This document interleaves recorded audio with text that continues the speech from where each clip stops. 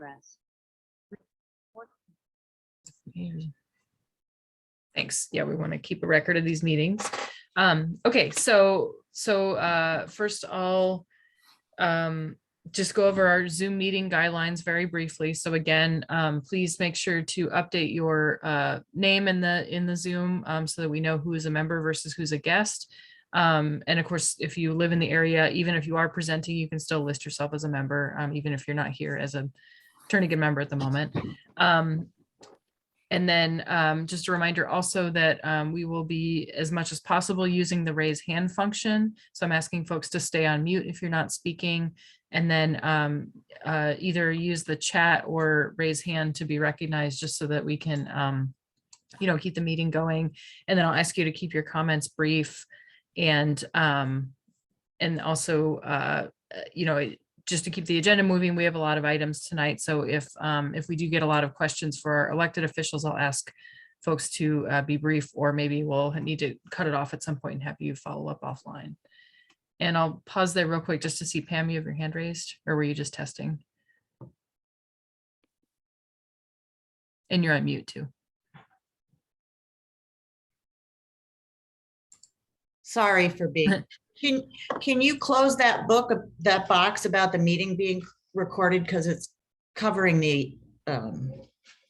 Oh yeah, if it's still showing for anybody, I think you have to click OK to make it go away, because it's Oh, I asking thought for you your had consent. control of it. I'm sorry. No, it's okay. Just a good reminder for everybody though. Yeah, Zoom wants you to know if you're being recorded. So okay, so let's move on. So first I'll ask for a motion to approve the agenda that went out yesterday and is on the screen. Move to approve. Kathy Gleason. Second, John Isaacs. Okay, we have a motion and a second. And is there any additions or changes to the agenda? Not hearing or seeing anybody. So then I'll see if there's any objection to approval. And I'm going to let my cat out. Okay, I'm not seeing or hearing any objection, then the agenda is approved. The next thing is that we want to approve our prior meeting minutes. So that was February 3rd, 2022. And I believe they got posted this afternoon on the website. And of course, we always say if there are typos or technical issues that don't change, the representation of the meeting, that the board does still reserve the right to make those changes. But I'll see if you guys have had a chance to review the minutes, or if you have a motion to approve them. I'll move to approve the February 3rd, 2022 TCC minutes presented by Kathleen. Okay, can I hear a second? I'll second. Mimi Beck. Okay, thank you. And thanks as always to Kathleen for taking minutes in the meetings, and all the hard work that it takes to get those ready. So then we'll see if there's any objection to approval. Okay, not hearing any, then we'll make sure that those get posted, and then now that they're final, we'll get those updated as well. So those will be on the website. So next we have announcements, and I just have one, because most of our kind of TCC announcements are going to be under board report, but just to share for folks that you may have seen in the newspaper. Well, you may have seen two things in the newspaper. One of them is something we'll talk about later. The other one is just a heads up that on the Assembly's March 15th meeting, they will be considering a proposal to allow for a temporary tax break for accessory dwelling units. So that was brought up in February. It's something that the Bronson administration introduced and had been working with the planning department and several others. So anyway, that's not something that we are taking up at our meeting, but just to let you guys know that's out there and coming up. And with that, I'll turn it over to Kathy for other announcements. Thank you, Chair. I know I'm the one that always compiles the big agenda list. My day did not go as planned, so I did not complete that and so they weren't sent out with the meeting notice that Anna put together.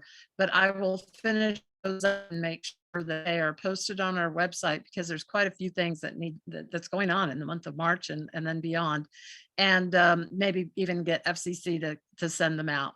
But I did want to point out just a couple of them. And I don't know if any of you realized as you've been driving past the corner, the intersection of Minnesota and Northern Lights, but Vitus Energy, the new gas station and convenience store business has opened up. It opened up on Wednesday. And so it's official. I have not talked to Cliff Brown, who was our contact with Vitus when he approached our council early on when they bought it from the owner of the Shell station and wanted our input on the facility. So I wanted to thank Cliff Brown and congratulate Vitus Energy. And that it was, some people supported a liquor store inside of that facility, some didn't. The liquor store was approved. So we certainly all hope the best for that business and that things go well. And if anybody has any issues or problems or compliments, then please let the board know so that we can appropriately address if necessary. So welcome to the neighborhood, Vitus Energy. And just, I know we're going to have a good presentation on municipal elections, but just wanted to remind, since it's coming up really quickly, is that on March 6th, if I read it right, which would be, is that on a Sunday? I'm not sure. So that can be maybe double checked. Yeah, But it's Kathy, the I was going to last say day to if register. you have election related updates, I was going to ask if maybe the clerk's office could just cover those to save time. Yeah, that would be good, just because it's coming up really, really quick. I thought I'd mention it, but that's fine. And that's all I have, Anna. Thank you. Okay, thank you. So next we'll move on to executive board report. And again, this is just brief updates on things we're tracking or things that we have been working on that some of them may be future agenda items as well. So the next thing is the West Anchorage Candidates Forum. So as you guys know, for many years, we and the other West Anchorage councils have hosted a candidates forum, normally in person, but the last year and this year, we are doing it by Zoom. So you can watch from the comfort of your home, don't have to struggle through the snow like we've had last time or previous times. So that will be Thursday, March 10th, a week from today, from 6 to 8 p.m. And there was a save the date that went out. We will be sending another reminder with the Zoom link, and it is open, open to anybody in the city to attend, but we're going to have our West Anchorage Assembly candidates, District 3, as well as school board candidates. So just a heads up for that. And the planning is going well. So thanks to all the folks who've been involved. The next thing is a notice of our special meeting on Monday, March 7th. So I'll talk about that more when it's on the agenda later, but just to say that we are having a special meeting, partly because there's so much that we needed to take care of in our regular meeting, and also because we wanted to make sure that somebody from the municipality was available to talk about the proposed land sale in Turnagain. So again, we'll come back to that later. And I will say later also, we are not discussing that item tonight because we have plenty of other things to cover. And that's what that special 2-hour meeting is for on Monday. So if you know folks who are interested in that topic or live in that area or just want to find out more, please let them know that's happening. And then the next notice that we'll do is that our Turnagain meetings will start. We decided to move the meeting time up a little bit, especially given that we're meeting on Zoom for the time being. So we're going to start our meetings at 6:30 instead of 7 p.m. And that would take effect at our next regular meeting, which is April 7th. So we'll send out more notices just to remind folks, but that way we don't want anybody to miss the first half hour of the meeting. And so we asked last month if that would, or what people preferred in terms of a start time. And we've heard over the years that it is hard to have a meeting that starts later evening, especially folks with kids or folks who have to work in the morning or, just all kinds of scheduled challenges. So we're going to try that out. So we'll remind you well before the next meeting. And then the next item to share is our the FCC delegate report. And so I'm going to give just a brief overview. And then I know Kathy was also in attendance for FCC or for TCC. So please just let me know if I missed anything. So we got a lot of great reports, as we always do, from our assembly members, from AMATS, which is the transportation organization in Anchorage, We heard from the various committees. Let's see, I'm just looking at the agenda to remind me. We heard from the municipal elections about the ballot track system. So we will have that presentation today. We heard from AMATS about the 2050 Metropolitan Transportation Plan. So the cities or the munis long range transportation plan and the progress in terms of, the public process for that. We got a little bit of information about the challenge grants from the Anchorage Park Foundation. Those are due mid-March. And so that's not on our agenda otherwise, but just for folks who are interested in that. And we got some updates on a couple planning projects. So one is the Title 21 changes to parking requirements. So another change to our zoning code that's being proposed, and that's something our land use committee is tracking. And then also heard a presentation on the Seward Glen mobility. I think it's the public environmental linkage study. And so that's the what used to be called highway to highway, and proposed building a stronger connection between the Seward and Glen Highway for mobility purposes. And then we also heard about the school bonds, which I believe one of our school board members is here and may talk about that. That will be on the April agenda. So that was a lot of information. Kathy, did I miss anything? Oh, you're on mute, but I'm seeing you nod or shake your head no. So Just there was also discussion about the assembly district reapportionment process, which we're dealing with on our agenda as our assembly report. And I think you covered everything else. I think you got it. okay, thank you. Yeah, so, and again, those meetings are the monthly meetings for all the councils who get together and mostly hear informational updates, but occasionally do vote on things like the FCC budget. So the next couple things are just status updates, things that we're tracking. Well, I guess some of them are on our agenda, so I'll skip over those. But another one is that we are still working on the various traffic safety issues. So the truck traffic that goes along West Northern Lights, those big heavy freight trucks, we're still getting information together, and we plan to reach out to the municipality for a meeting. At this point, we're going to wait until after the April election for all of our sanity purposes, because there's just so much else going on. And we know that folks at the Muni are busy, but we are still going to follow up on that. And then we also have heard from folks over the years about the safety issues along Hillcrest Drive, Forest Park, Hillcrest Drive, the whole West High Romig area.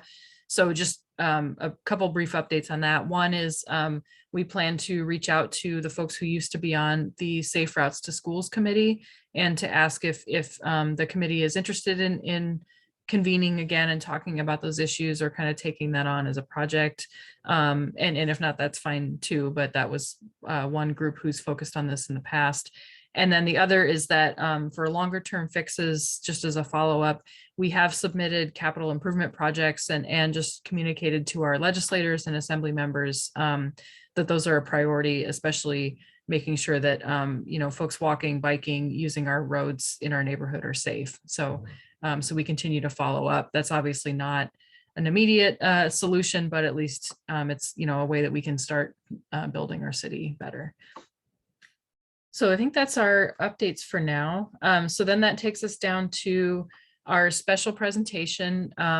So we have Liz Edwards from the clerk's office, and she is going to provide some information about the election and specifically about the new ballot track system.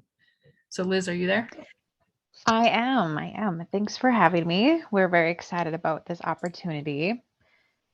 So this year, MOA Elections is partnering with Ballot Tracks, and this is offering voters better communication and more peace of mind. So voters can sign up at anchoragevotes.com, and I can show how to set that up in just a few moments. But you can receive alerts, and there's different points throughout the election process that you would receive alerts for, such as mailed by our printing vendor when your ballot package is returned back to the election center through the U.S. Postal Service, when the ballot package has been returned at the election center for processing. So once we have it in our possession, and also if there were any challenges for any various reasons, you would get an alert for that. And when your ballot package has been accepted and the ballot will be counted. And we're very excited about this, especially for ballot packages that may have been challenged for several reasons. Per municipal code, voters receive an opportunity to cure letter through the mail, and then they would have to fill out the form and return it back to us. And so this is a great tool to have faster communication with voters. So instead of waiting for that opportunity to cure letter to be received in the mail, because we know we can have issues with the post office, they would receive either a text alert, a voicemail alert, or an email. So we're very excited about that. And it's very simple to sign up.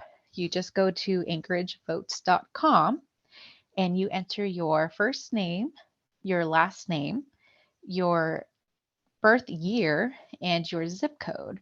And the only caveat to your name is that it uses the state of Alaska voter registration information. So you do need to put your name that is on file with the state of Alaska. Like I go by Liz, but my registered name is Elizabeth. So I would need to enter Elizabeth for my name. And Chair, if it's okay with you, can I go ahead and share my screen with the portal? Yeah, go ahead. That should be great. Okay.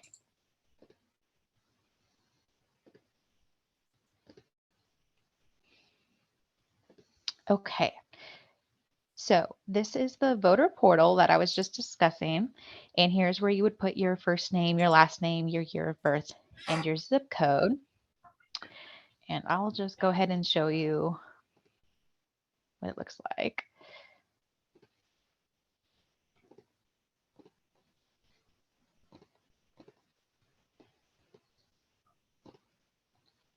And the nice thing about this is even if you don't want to receive alerts, you can still sign up and see your status. And the status would show up here.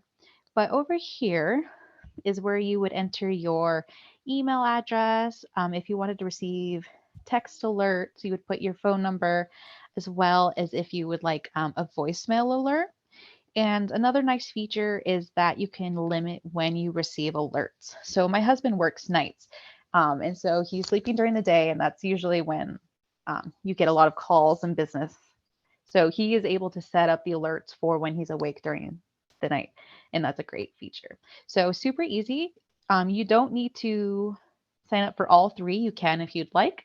So if you prefer an email or a text, you could choose either or. And this little box right here is where you would get your status. Now, currently, there's not really a status because ballots don't get mailed out until March 14th. But this little message right here will send you your status of your ballot package has been mailed out by our printing vendor. And we have more information on our website. So if you go to muni.org/elections, we have our ballot tracking tab right here. And it walks you through how to sign up, and it gives you a little bit more information on the types of alerts that you can receive. So that's it for ballot tracks. And I did want to reiterate that the last day to update your voter registration is this Sunday, March 6th. So if you need to make any changes to your address or your information, please do so before Sunday, this March 6th.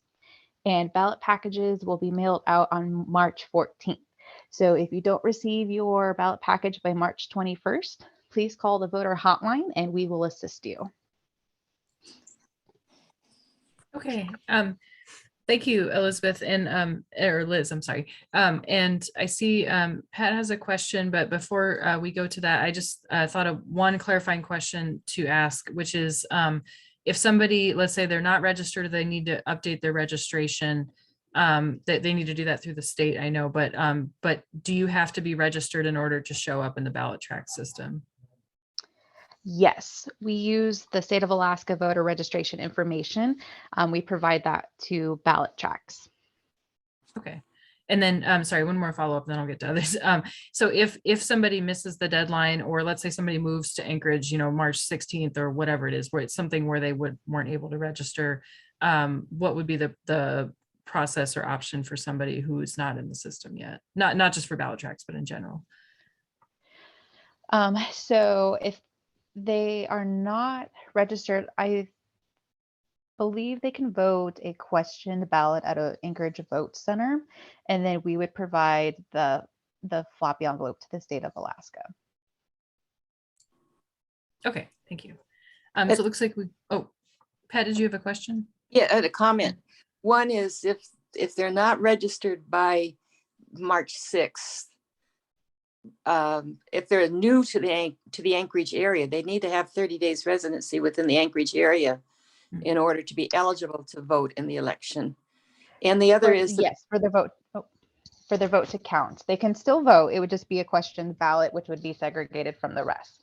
And correct. then we send all of the floppies that are on the question ballot to the state of Alaska, and then they reach out to the voter. Yeah, and that would get them registered for the next election, for both the state and municipal elections.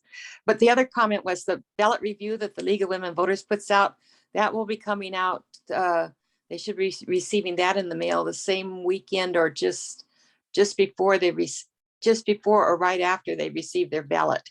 That has all this information also about all the different issues. Okay, thank you, Pat. Yeah, I know you've been involved for a long time, so we always appreciate your insight and your work. All right, thank you. Bye. Thanks. And so there were two questions. So Kathy and then Niall. Thank you, Chair. I just wanted to ask Liz now, are there going to be drop boxes again, like they have been in these previous times since we went to mail in? Yes, there are 18 drop boxes that will be throughout the municipality, and we do have an Dropbox map on the elections website. So if you go to the voter information tab, there's a Dropbox and Anchorage Vote Center map, so you can locate the closest Dropbox to you. Excellent, thank you. Okay, Niall, you have a question? Yes, please. Thank you, Chair. My question to the representative from the Election Center was, how can the voters be ensured that their private personal information won't be released to any third parties? And does she have more information as to exactly what data is transmitted to this third party vendor that tracks the votes, and what's the security behind that for the voters, please? Through the chair, Mr. Williams. So we don't provide any confidential information to ballot tracks.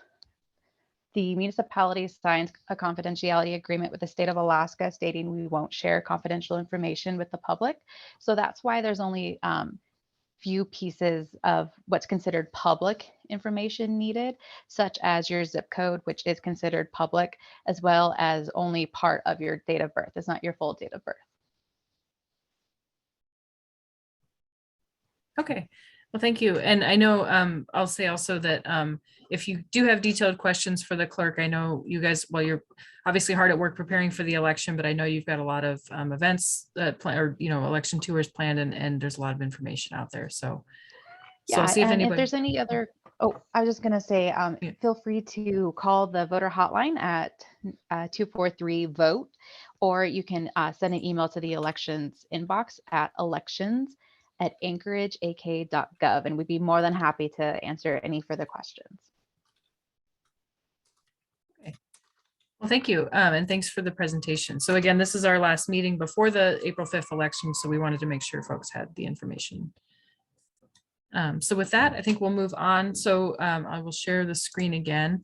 And so we had put this before our normal standing reports. So now we're back on our regular reports. And I did hear back from Representative Clayman that he was running a few minutes late. So we'll move ahead with our reports. And then if we have to slot them in later, we'll do that. So do we have anybody else? I see Senator Gray Jackson, and I think I saw somebody from Senator Costello's office.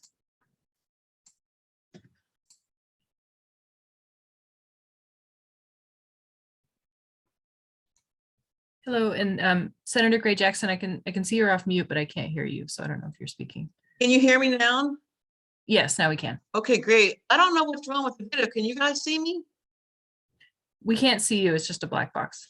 I don't know what happened. I apologize for that because I'm really not hiding. It's okay. But anyway, let me just go ahead and give my report, okay? Hello, everybody. It's good to see you all for the most part, and happy Women's History Month. I just want to take a moment to reflect on this month-long celebration of Women's History Month. This month celebrates the contributions that women have made to the United States and recognizes specific achievements that women have made over the course of American history in a variety of different fields. Okay, I was honored to have Senate Bill 7, which is an act that requires the Department of Public Safety to publish certain policies and procedures on the department's website. It passed out of the Judicial Committee, and it's on the Senate floor tomorrow for a second, not a second hearing, but we have to have those 3 times on the floor, and it's the second time tomorrow, and then next week there'll be a vote on this bill. I'm really excited about that. It'll be the first one of my public safety policy change bills that'll be voted on, and then it'll go to the House. And I recently signed on as a co-sponsor for the following bills: House Bill 198, which establishes September 10th as Alaska Community Health Aid Appreciation Day; SCR 9, proclaiming February as American Heart Month; HJR 16, Mom Veterans Military Rights; SB 32, College Credit for High School Students; SB 81, requiring background investigations of village public safety officer applicants by the Department of Public Safety; SB 132, exempting veterinarians from the requirements of Controlled Substance Prescription Database; SB 174, relating to dress codes and allow natural hairstyles; and SB 216, relating to Dementia Awareness Month. And I don't know if everybody's heard already, but the House, and Matt will probably talk more about it, but the one-time energy relief check for Alaska, the House Committee introduced this through the operating budget, a one-time energy relief check in addition to the annual permanent fund dividend. The check is being done to supplement Alaskans who are hurting from rising fuel costs, record inflation, and recovering from COVID pandemic.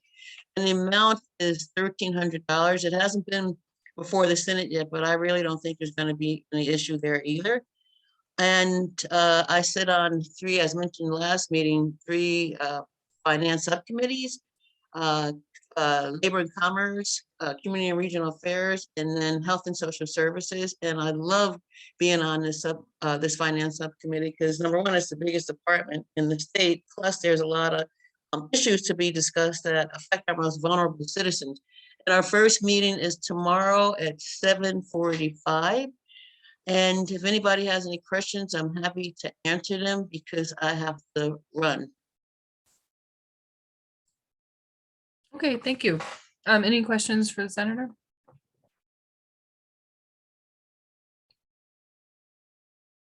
Okay, I'm not seeing any. So thank you, Senator Gray Jackson. Of course, and I apologize for the video. I don't know what happened here, but anyway, enjoy the rest of your meeting, and I'll see you next month at 6:30. Yeah, thank you. All Thanks right, for thank joining. you. Take care. Bye. Bye.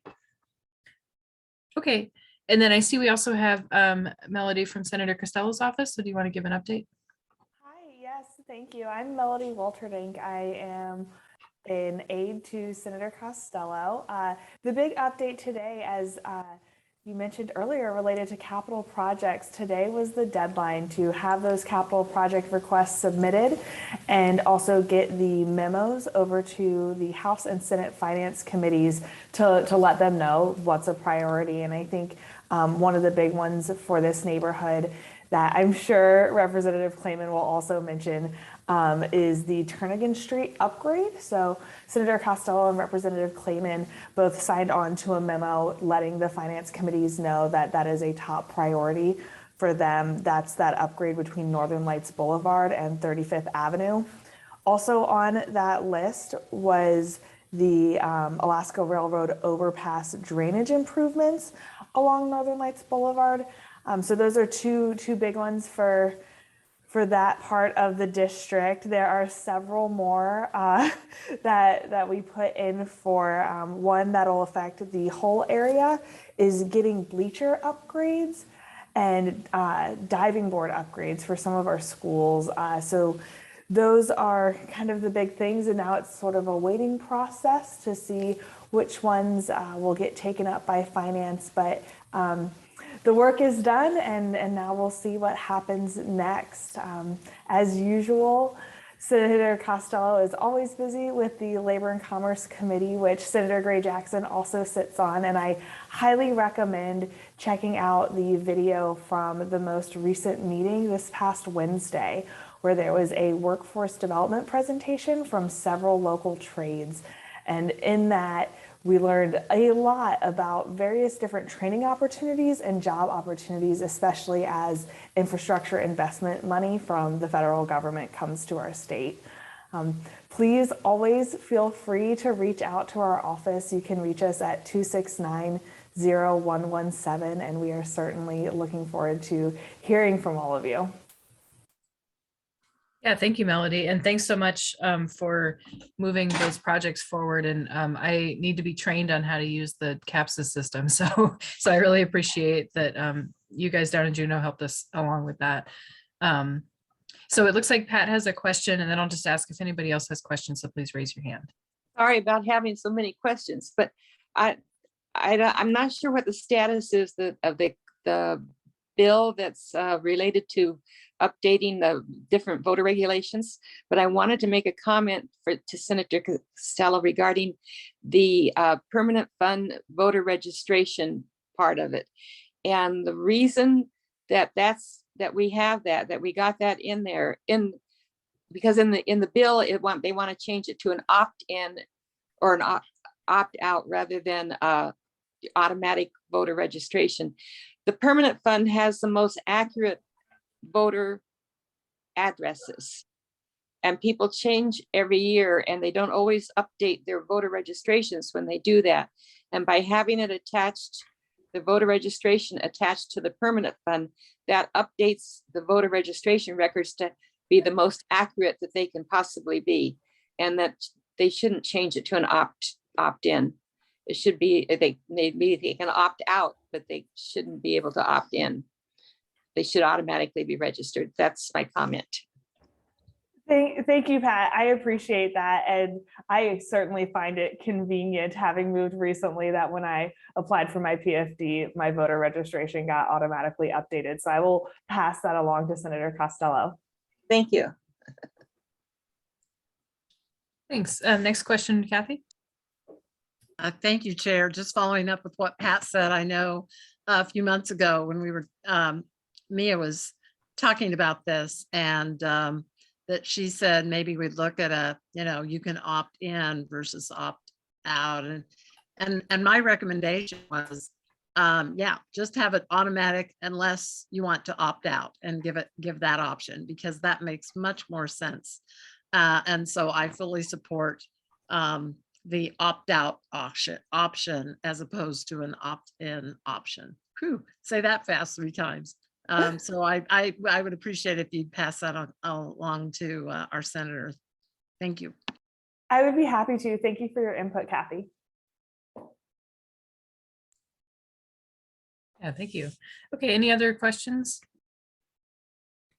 I don't think I see any at the moment. Well, thank you for joining, and thanks for sharing the update. And of course, if you could put contact info in the chat as well, that'd be helpful, because I know Kathleen appreciates it for the minutes as well. And that's a reminder to anybody that like to share anything, that's helpful to the council, please feel free to put it there. Okay. And then I don't believe we have Representative Clayman on, so I'm going to go ahead and move to assembly reports, and then if and when he's able to join, we'll just slot him in between the other reports. So I see we have both Austin and Cameron on, so go for it. Hi, I think Cameron's on, but just getting home, so I'm going to start and then he'll jump in. Liz already covered ballot tracks, which is one of the things I wanted to point out. So I think you all have the resources to get on there and make sure you can track your ballot. The two other things I wanted to bring up, I put in the chat.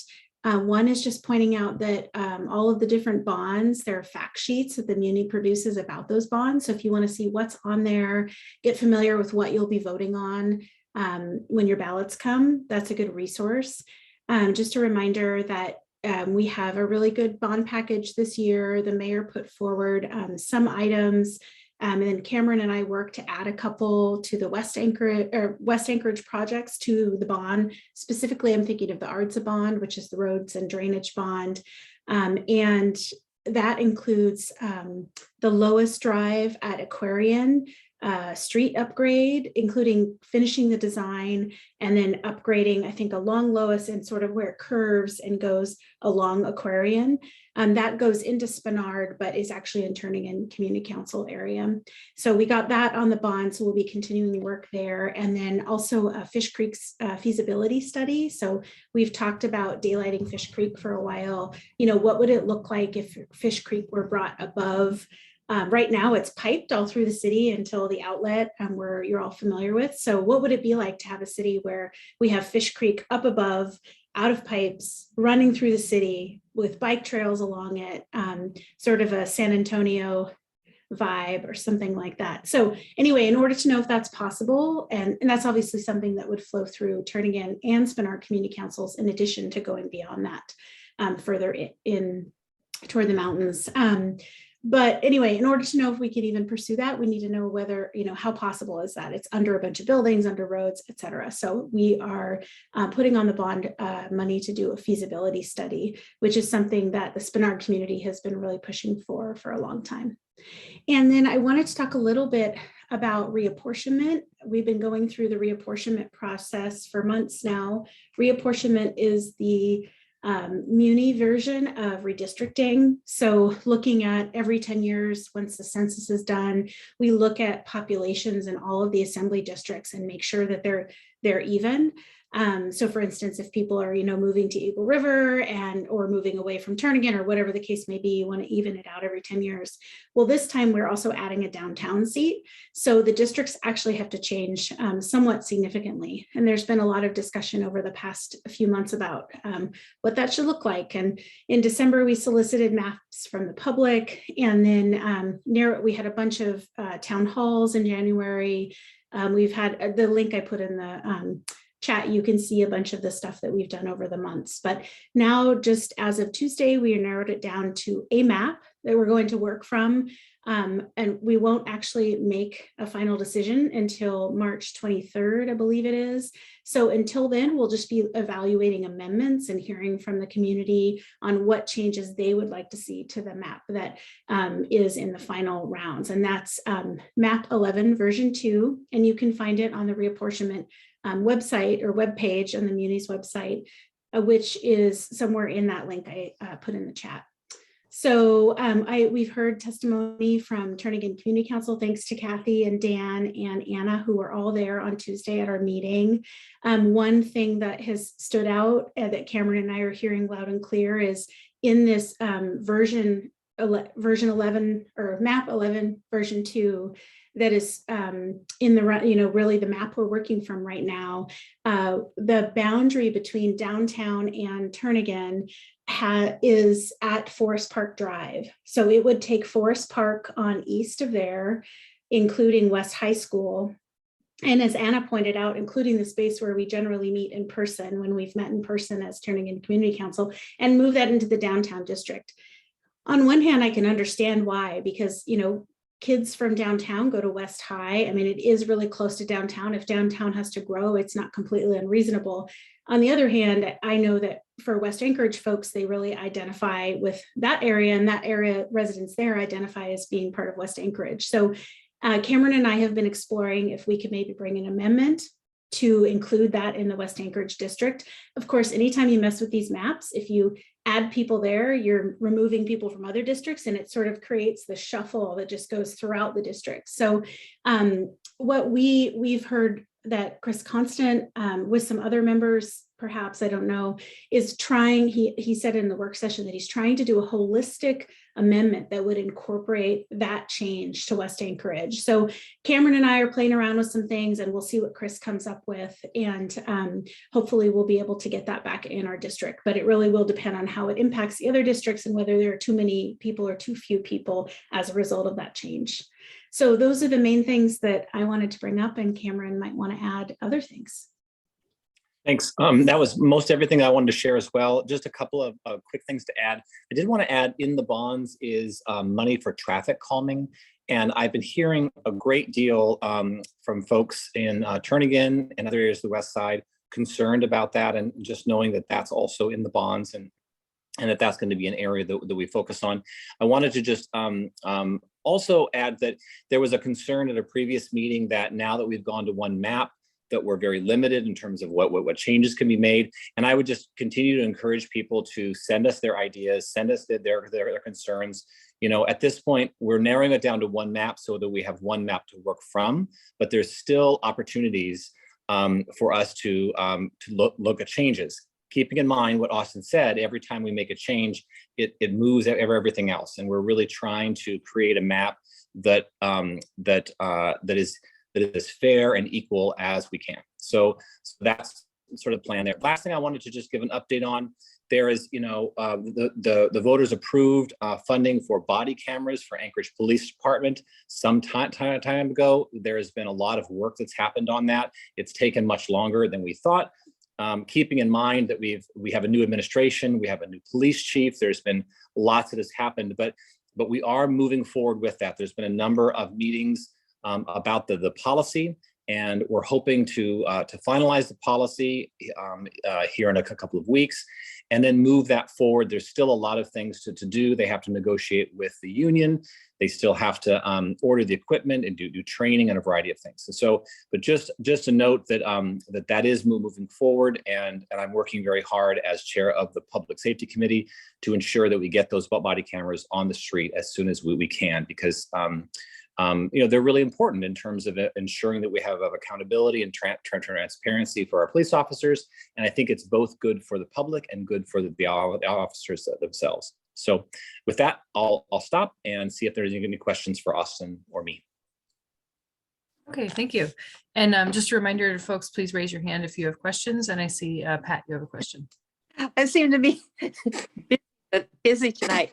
I wanted both Assembly people to know that even though you sometimes have a light audience in-house, there are many of us watching from home. And I just wish sometimes that there was a way to call in right then when I wanted to give a comment, because sometimes I might not know of something, but I appreciate the fact that you call people to, you know, people can sign up the day before to make comments on particular items. But I do want you to know you are being watched every time you have a meeting. Thanks so much. And thank you, because I appreciate the effort that's being put forth to do that. Thanks, Pat. I couldn't tell if that was a compliment or a threat, but you are being watched.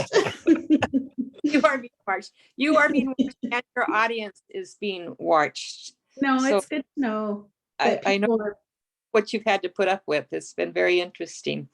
And that's probably why I didn't have, well, it's difficult for me to get there anyway, but it's just the idea. I'm glad to know that we can now watch it and communicate with you if we choose to live. So thank you. Yeah, and I if you appreciate see that, Pat. something, oh, sorry, Cameron. No, go ahead, please.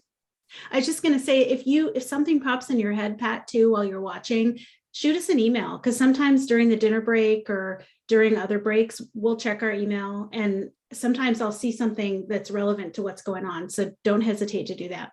Oh, thank you. I never thought of doing that. Thank you. That's a good idea.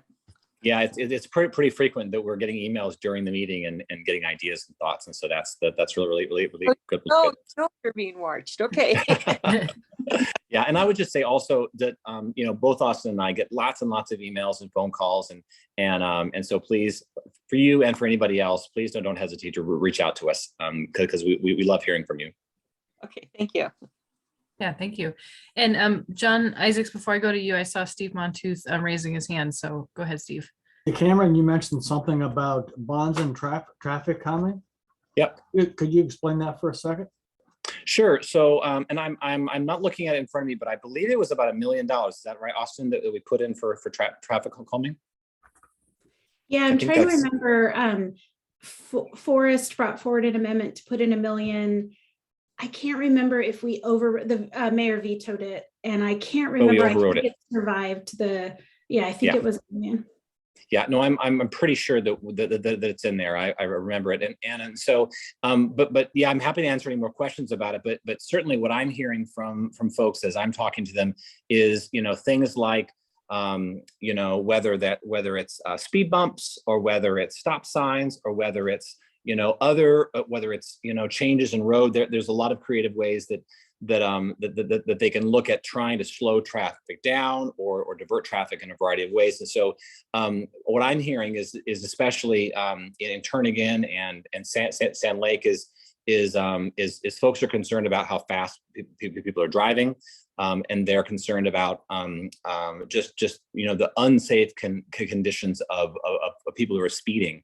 And so the traffic calming is intended to look at those challenges and to try to find creative solutions within neighborhoods and arteries and those kinds of things. So so that's that. I mean, we can go more into depth, but that's essentially what it is that it's an effort to try to control traffic in areas where folks are moving in an unsafe way. But the bonds, they haven't gone through, or no, they're up for vote, so they will be on the ballot this April. So they're part of the package that is the municipal bonds. Thank you. Yep. Okay, thank you. So it looks like we have 3 questions, so I'll just ask folks to be brief, but I know this is, especially before the election, we want to make time for people to answer questions. So John, do you want to go ahead?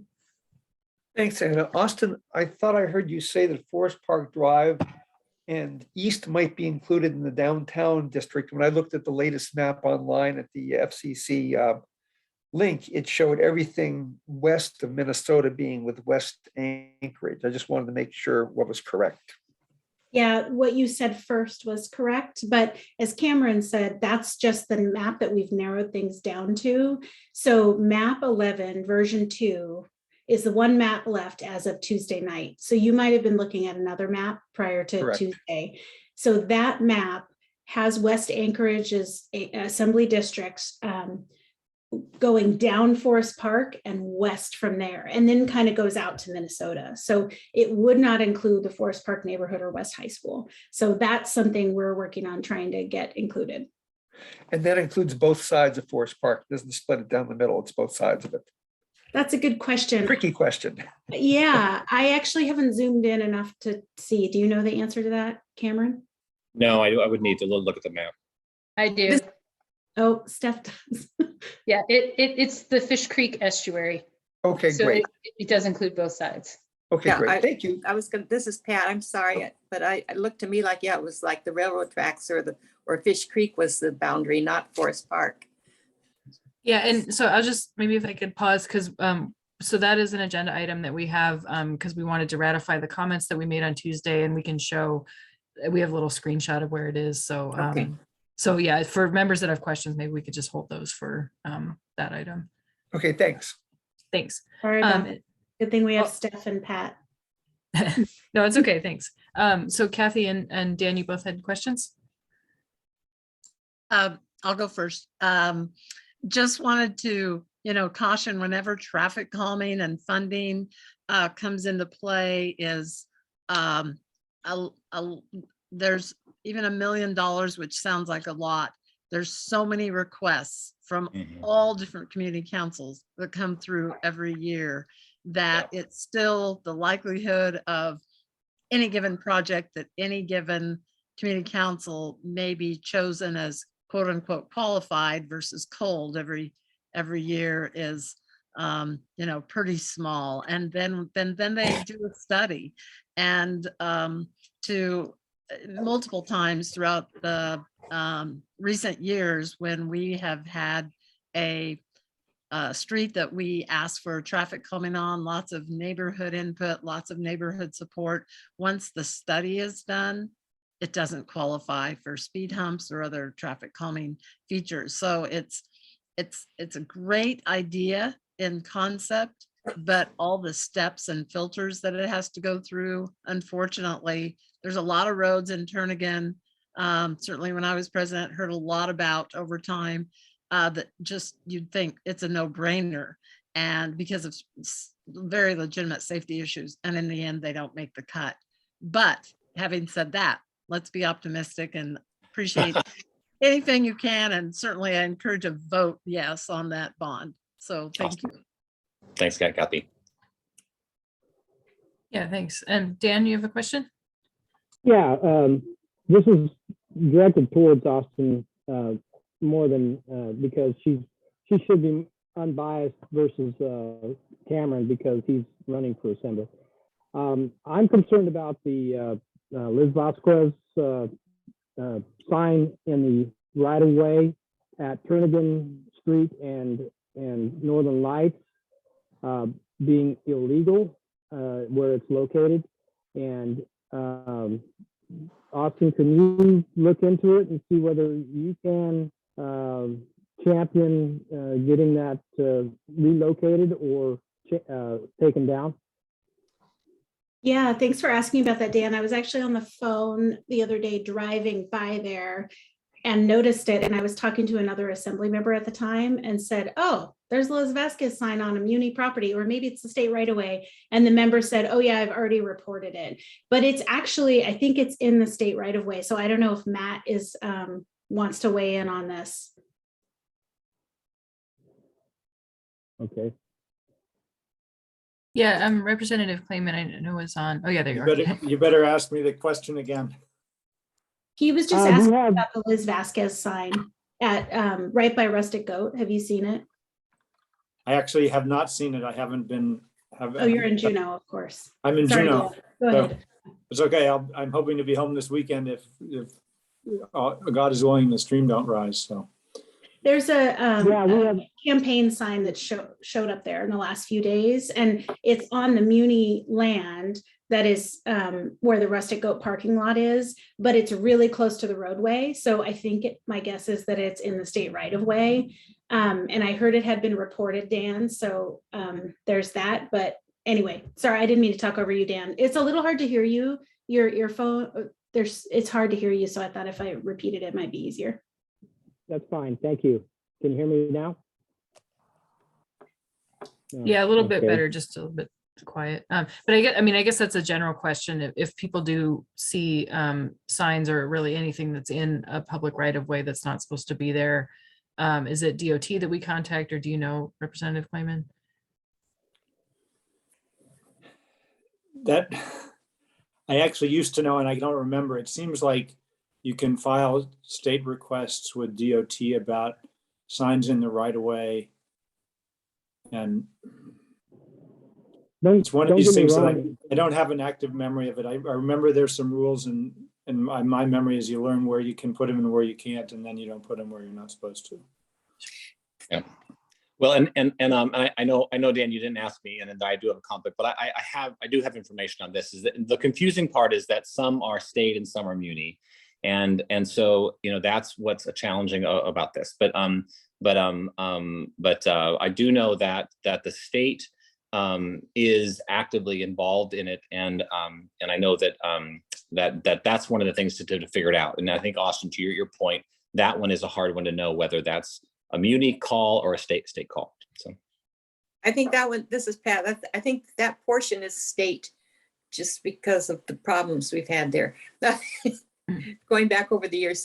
Anyway, but yeah, if you see signs that are, you have to have a permit to put them in the state right away.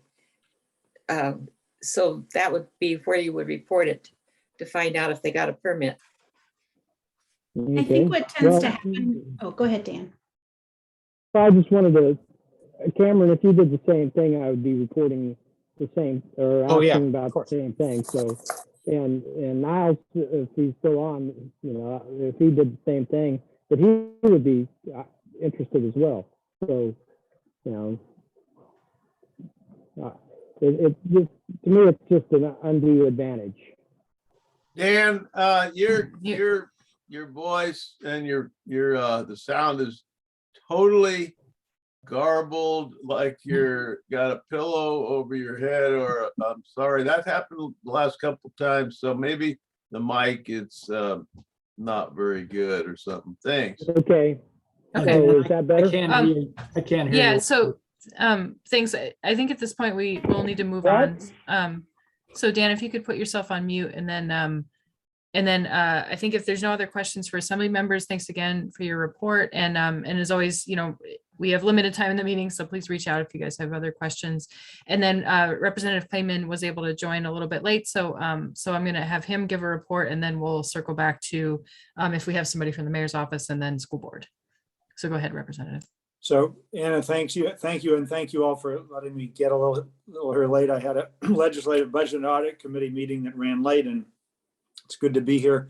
I'll just touch base on three of the big issues that are going on right now. Of course, the top issue, pretty much all session, but right now we're just closed down budget subcommittees.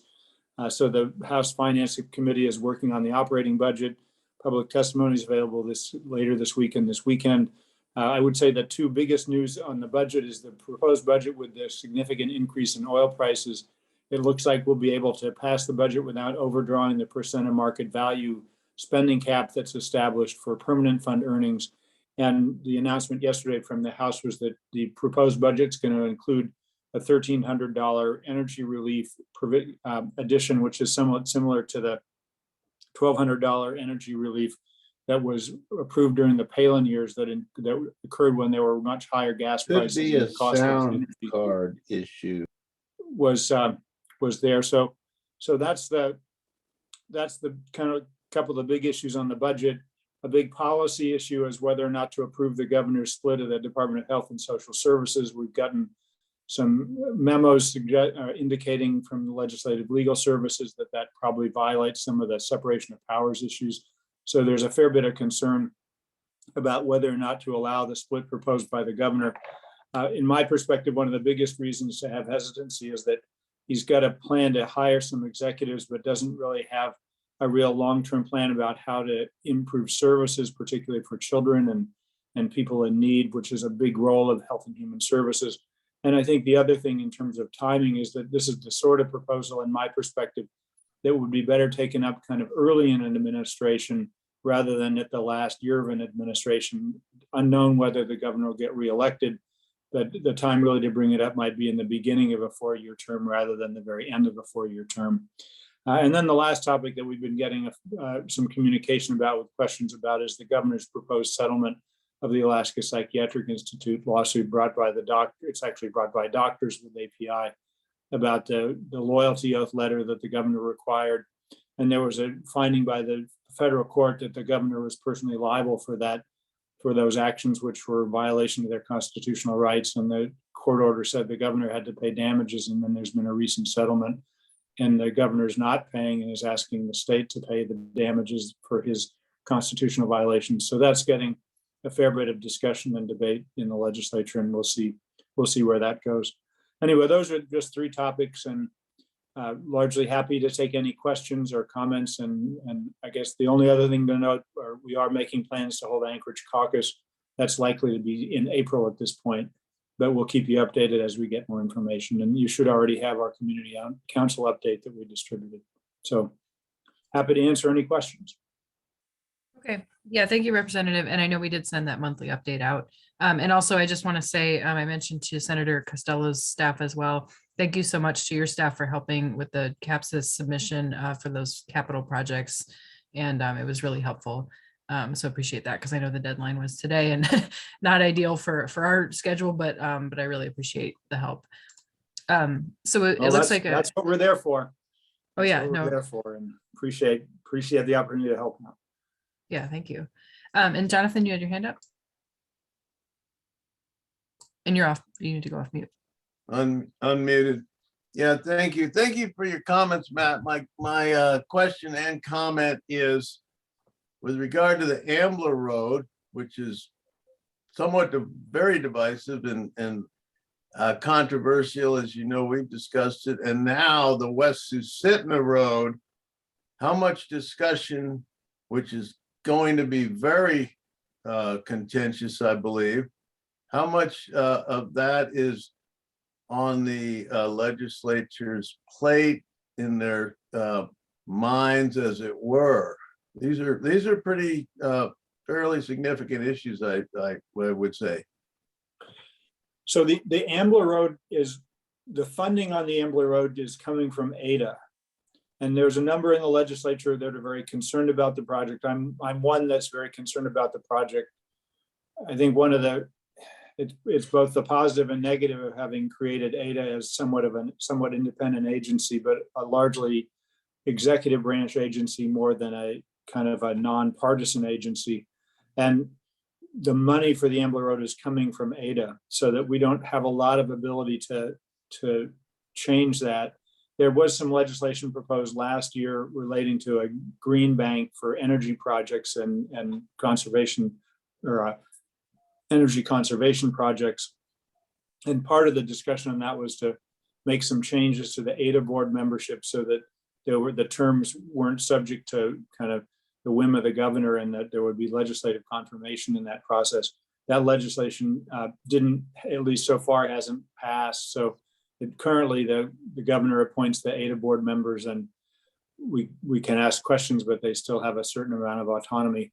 In terms of the West Susitna project, that in terms of budget negotiations last year, there was some money that came in as part of the budget negotiations. There were a number of us that opposed it. I was one that did not support it, but it came out in the budget compromise that I think it was significantly less than the governor had asked for in terms of the project, but there's still money for it. And I certainly am aware of the contentious nature of that. And I don't know, at least so far, we've been focused on the operating budget. I think that's more likely to be a capital budget item. And again, we haven't seen that yet, but I wouldn't be surprised if it comes up again this year. And again, I don't support it, but I also recognize that sometimes the different pieces of putting a budget together may or may not mean I can stop it. Okay, thank you. You know, I would state that these two projects, and ADIA seems to have there seems to be no constraint and discussion with Alaskans in general about how this money is spent and what ADIA does. It's like Maverick. And, you know, this is this has become tantamount as Pebble. So, you know, there's different opinions, of course, but it's you know, paramount discussion, both in addition to Pebble, and that whole thing hasn't, you know, resolved itself as yet either. So thank you, sir. Very welcome. I certainly recognize they just had some good projects and some bad projects, including some very close to home. And that's one of the reasons I think we would benefit from having a board that once you're appointed, you couldn't be removed of the governor's. Basically, I don't think we should have a board that serves at the pleasure of the governor. I think they should be appointed and have a term that you get some longevity on the board. That doesn't mean I'll always like the decisions, but I think it would help how they make their decisions. Absolutely. Well, they should serve at the pleasure of the electorate, in my opinion, but you know me. Okay, thank you, Matt. Absolutely. Okay, thank you, Jonathan. And any other questions for Matt? Okay, not seeing any hand raised, so I think we're good. And Matt, maybe you could put in the chat just your office's contact info if you have it. Sure, I can put that in. Okay, and we always make sure to include that in the minutes for everybody as well. I know my email. I can write that in there. Do you want phone too, or just email? Yeah, I guess both, if that's okay. Yeah, I can do that. All right. Just to make it easy. All right, thank you. Thank you all, and have a great evening. Yeah, you too. Okay, so now we'll move on. So I don't believe do we have anybody from the mayor's office? Not seeing anybody. And I know, just to say, you know, we've had off and on over the years, folks come and give a mayor's report. Sometimes it's quarterly, sometimes it's just when someone's available. So so we're going to leave that as a standing item on our agenda, but not necessarily, expect one from month to month, but I'll follow up. I also know that Portia Erickson, who is the community, I forget her title, but basically community engagement and our liaison in the mayor's office, just had a baby recently, so she's understandably busy. And will be back later. So next we have our school board report, and I know Margot Bellamy had reached out to say she was not available today, but we do have Carl Jacobs from the school board, if you're still here.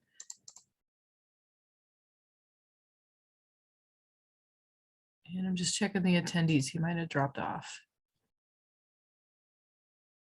Yeah, I'm not seeing him. Okay. Oh, no, he's coming back. Must have gotten kicked off.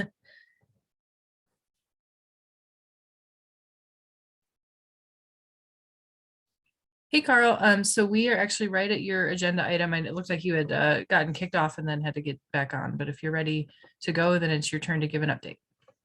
Perfect. Yeah, my apologies. I'm not sure what happened there, but I am back. I'm glad to be here. Good evening, everyone. Carl Jacobs, Anchorage School District School Board. I am here in place of President Margot Bellamy tonight. She had another commitment and sends her regards. So just a couple of quick updates, and I'll make sure there's plenty of time if there's any questions or things I can take back to the full board.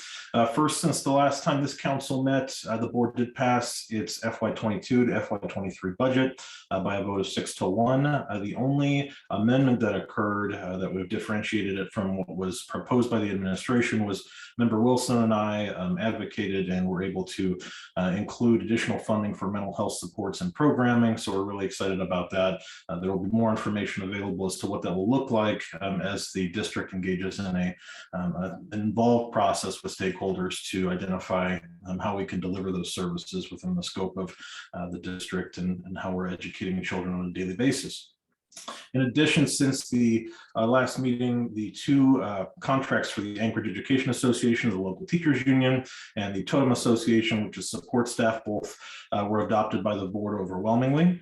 Both agreements are 3 years in length and take effect retroactively beginning the day after when the previous contracts expired.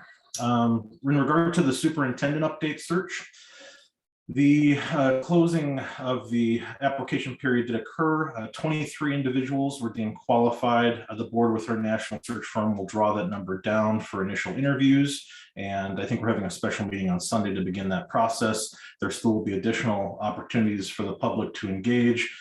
Recently, the Leadership Anchorage cohort facilitated a round of stakeholder interviews and group discussions. And then there was also a survey in which over 1,600 people participated in, I think, more than a dozen languages. And so the public input has been significant. We're looking forward to more as the process draws to a close and we identify the next leader. In terms of other news, the bond package was previously voted and approved by the board. I'm not sure if you've heard about that quite yet, but I'll provide just some basic details. And then the link I provided, or the links I provided in the chat, did include a full rundown of the bond proposal. It's a 2-year package that will be on the April ballots. Categories of items on the projects, among the projects will be roof replacements such as Lake Hood, which I believe in this council's jurisdiction, security vestibules and improvements, and other deferred maintenance projects. Lake Otis Elementary is receiving a building life extension, and then a new facility in View Elementary is being constructed. The $111 million bond proposition is for the 2 years. It is under the amount that we need or is recommended to continue bringing down our deferred maintenance backlog, but we think it's a good bond proposition that prioritizes cost saving and safety measures, and we'll be retiring $102 million over the same period of time in the next 2 years. Just a couple of last quick updates. In an effort to better connect with the community, the district did reconfigure its newsletter, and there's a link to sign up for that constant contact mail list in the chat. Please do consider signing up. And then the spring lottery for the upcoming school year is now open for ASD campuses, including the more than a dozen charter optional programs. So please do find out more information there for families who are interested. And with that said, I will be glad to answer any questions, or I'll let you folks continue with your agenda. Thank you so much for the opportunity to speak tonight. Yeah, thanks, Carl. So it looks like we have one question. Rosemary, go ahead. Carl, hello. What reading program does Anchorage Elementary Schools use? I can get you a link to the curriculum page, which contains that information. I think there's more than one adopted throughout the district, especially including our special and charter programs. So it probably varies a bit by grade, but I'll get you a link to the curriculum section of our website. And then if more information is desired, I can certainly follow up with the chair. So you have that for future meetings going forward as well. It's a great question. And do you have any, any input as to how Anchorage ranks nationally in reading, or Alaska ranks nationally? I'm not sure I understand the question. When you mean, do I have any input? Well, when I say input, do you have any statistics? Not offhand, so not with me tonight. If you would like some, I can gladly point you in the right direction. Well, I would exactly. And could you put that in the chat? I'm just trying to figure out how Anchorage readers are doing in school, and a national ranking would be a yardstick. Sure. Yeah. No, I'll see what I can find here during the duration of the meeting and follow up. Thank you. Thank you. That's all. Okay, thanks. And it looks like we have one more question from Niall. Hi, yes, through the president to Mr. Jacobs. I was just wondering if the school board had any comment at this time about protections that are being discussed under the Children's Online Protection Act. Anchorage School District typically has been posting on social media the images of children, and it appears that they were captured in a school setting. So it's unclear as to whether or not the child consented and the parent signed off on their child being put online. So this is different than when you're just filming in general and you happen to capture children. This is actually the school district seeking out children to take pictures of them for propaganda style pictures on social media. So I was just asking, has the school board, how will they deal with the Child Online Protection Act and making sure that they don't open themselves up to liability there? Yeah, Mr. Williams, thank you for the question. I'm not familiar with the piece of legislation you mentioned. I do know that there is a authorization for families to sign to utilize photos for social media. I don't have any reason to believe that the district isn't complying with their own policy, but if you have concerns, feel free to reach out. My contact information is in the chat, or you're welcome to contact the district main office as well. And I appreciate the question.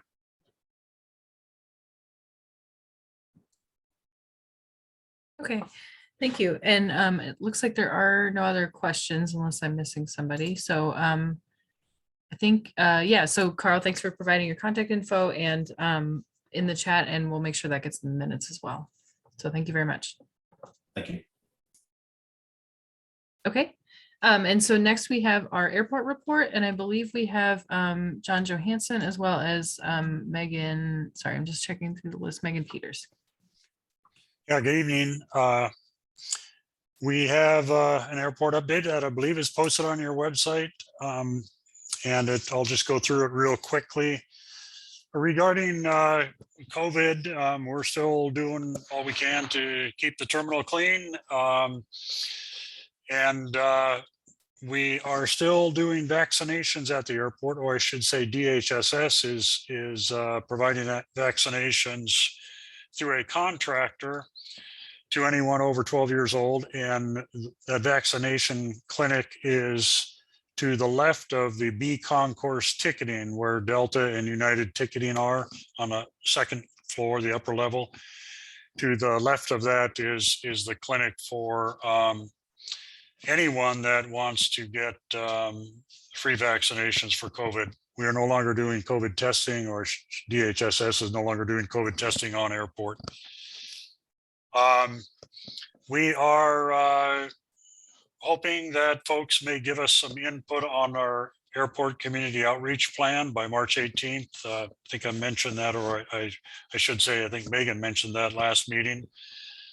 So if you have any, there's a website to provide, or there's a website to access the outreach plan, and you can send comments to the person listed there on this week's update, this month's update. Summer airline schedule. We're going to have a fair number of our regular carriers providing additional service. A couple of new ones that we're getting are providing international service. One is Eurowings Discovery to Frankfurt and back, and one is a ultra low cost carrier out of Canada called Flair, and they're going to be flying to Vancouver and back, Vancouver, BC, that is. We had planned some Far East Russian service, but that's been canceled. It has nothing to do with the conflict in Ukraine. It was canceled before that, and that was planned to the Kamchatka Peninsula. We are going to have a fairly busy construction year at the airport. We hope to have in a couple of weeks posted on our website, and we will send to the community councils a list of the main capital projects that we have going on. Most of them are out on the airfield. We do have a significant one going on the road that loops around the terminal building. So that entire loop that when you come in on Postmark and circle around past the terminal, and then you can loop back around and keep going around in circles. That whole loop is being rehabilitated.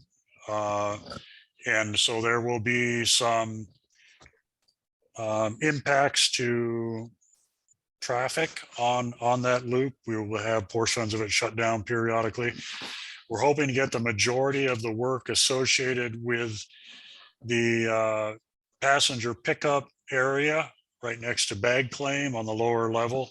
We hope to get most of that completed before the season rush, the peak summer season rush, but that project will be going on all summer, and we will have updates posted on our website. And I think Megan is going to provide some social media coverage on that project as we move through it. And that kind of leads into the cell phone parking lot. While that construction's going on, we're going to need people to utilize the cell phone parking lot as much as possible and not come to the bag claim area and park and wait, particularly with lanes shut down in that area until we get that work done. Lakewood Seaplane Base is still functioning periodically on and off as the overflow subsides and freezes. It's open for aircraft use, so please stay off of it. We got a lot of jobs posted. Links to the available jobs on airport are on this airport update, which is also posted on the Anchorage Airport website. And if you have any information or questions or want more information on the monthly update, we have Megan Peters' contact information here. It's just megan.peters@alaska.gov, and she's the airport's communication coordinator, so she'll be happy to try to answer your questions or provide information to you. And I see on your agenda, you kind of wanted an update on lease applications. As far as the cargo developments go, there's really nothing that's happened to report on those. We understand the proposed developers are still working their plans and so forth in their business model and analysis. There's two of those 5 developments, the FedEx development across from the post office and the UPS development north of North Air Park up near Point Warren's off road. neither of those have a lease signed, so they're running up against the end of their 1-year post-public notice period to get those leases signed, and we're not really sure if they're just going to proceed ahead or not. We don't have a good idea on that. And that is pretty much all I have. If you have any questions, I or Megan will try to answer them or get answers for you. Okay, thanks, John, and thanks, Megan. So it looks like we have a couple folks with questions, and then before we do that, just to say that status updates is like we said, just really a reminder that that's what we're interested in hearing. We do get those emails from Gov Delivery as well, or at least the ones about notice. So, so with that, I'll turn to Dan and then Jonathan. Can you hear me? Yes. Yep, sounds a lot better. Okay, I had to change my microphone. Question, during the ADEC luncheon Tuesday, the president of FedEx was the keynote speaker, and he said that they were planning a $200 million expansion with 12 more tie downs at the Anchorage International Airport. And he looked at the airport director for FedEx and says, "We will get this done, right?" And the airport director said yes. So I'm kind of, it's interesting that you're saying that they don't have a lease signed yet, but they've approved $200 million for the improvements out there or upgrades at the airport. I'm not, Dan, when you say they've approved, who are you referring to? Are you referring to FedEx's board or the Anchorage Airport? The FedEx board. Oh, okay. My understanding is what they've been talking about leasing the property to across from the post office. And Right. I apologize, I was not at that meeting, the ADC meeting, so I'm not exactly familiar with it. But they've been planning on making that kind of their Alaska region hub for smaller jets, which in doing so would free up, as I understand it, property on their existing leasehold. But I don't have any information on what they're proposing to do on their existing leasehold. So I'm gonna back up John on this. This is Megan Peters. We're aware of what comments that they've made at the meetings, but until that there is a signature on the lease, we don't have anything that we can put out, unfortunately. As soon as that lease is signed, it will be public information. But until then, FedEx is going to have to answer those questions and not the airport. Well, that's true. But right now, to my knowledge, they have never planned any development, and it's public knowledge that what their plans were, whether they still are or not, for that new land that a lease is pending on, and whether they sign it or not, we don't know. But that was for a regional hub. What they're doing elsewhere on their existing leaseholds, have no information. Okay. So I'm gonna jump in here because Sarah Haley, I saw your hand raised. So I was just gonna check because I know you work for FedEx. Were you gonna add anything there on that, or did you have a separate question? Yeah, just real quick, the 12 spots, Dan, those are existing, and we just are in the third summer of a 3-year project to redo all 12. So no more wide body tie downs. That was just the existing getting remodeled. Okay, thank you. But it's $200 million that they announced during the meeting that it's going to cost. Yeah, I think half of it's dirt work because all that's dirty dirt. So it's going to be expensive to get it cleaned up. Yep. Okay. Okay. Well, yeah. So we'll certainly track that going forward. So next we have Jonathan with a question, and then Niall. Thank you, Anna. Hi, John. Several questions. First one is, we talked probably 6 months ago in a Zoom in the meeting, community council meeting, on Lakeshore Drive and when that it was slated for really getting some work done because it's in pretty poor shape. Is that slated for this spring? I was there today. It's like the Denali Highway. And then the T hangers. Second question, those T hangers that have come up from time to time, I haven't heard much at all about that. I know you talked about some improvements, leases, but I don't think that was one of them. That's a pretty big project on possibly wetlands. And then the third question is the South Air Park. Seemed like there was some really good rentals that were, probably 18 months ago, maybe even 24 months ago. We were picking up some business in those rentals, or the airport was. Is there anything happening with that air park on that south end side of the, border of the airport? Jonathan, I'm not clear what you mean by rentals, or maybe I'm not hearing you correctly. New leasees. Well, in South, well, let me go back to your first questions.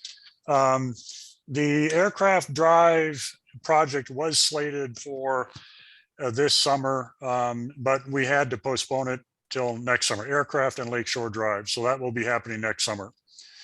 Not summer of 22. The T hangar project that is along Lake Hood Drive, just kind of south of the existing, what we call Echo, southwest of the existing Echo parking. That project, it's our understanding that the developer is still evaluating the feasibility of that project. So it's kind of on hold. Yeah, there's a fair bit of wetlands there. So there is that.